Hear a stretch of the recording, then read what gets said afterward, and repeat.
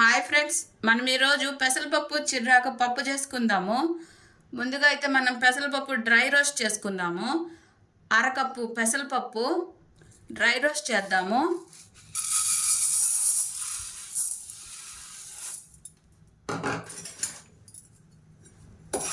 పెసరపప్పు దోరగా వేయించుకోవాలి. పెసరపప్పు వేగింది.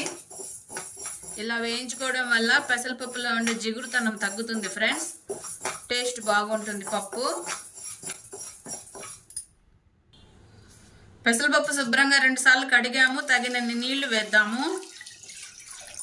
కొద్దిగా పసుపు వేద్దాము. పచ్చిమిర్చి వేద్దాము. తగినన్ని పచ్చిమిర్చి, ఎర్రగడ్డ ముక్కలు, చిర్రాకు వేసేద్దాము. మామిడి ముక్కలు వేసేద్దాము. మూతపెట్టి పప్పు అయితే ఉడికిచ్చేద్దాము.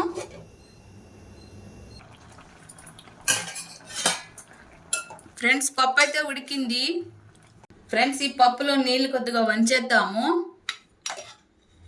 నీళ్ళు వంచేద్దాం. పప్పు నీళ్ళు లాస్ట్లో మళ్ళీ కలుపుతాము. ఇటు నీళ్ళు మనం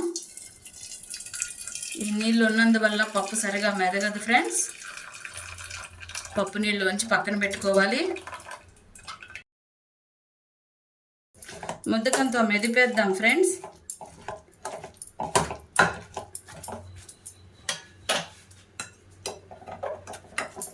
ఫ్రెండ్స్, వీడియో నచ్చితే లైక్ చేయండి, సబ్స్క్రైబ్ చేయండి.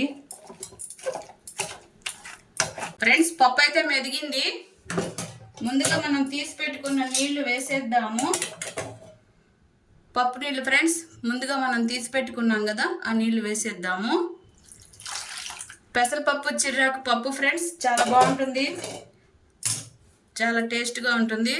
దీనికి మనం తాలింపు వేసేద్దాము. ఈ పప్పుకి తాలింపు వేద్దాము. 2 స్పూన్ల ఆయిల్ వేద్దాము. తాలింపు గింజలు ఫ్రెండ్స్, ఆవాలు, జీలకర్ర, మెంతులు, పచ్చనిపప్పు, మినపప్పు, ఎండుమిర్చి, ఎర్రగడ్డ, తెల్లగడ్డ, కరివేపాకు,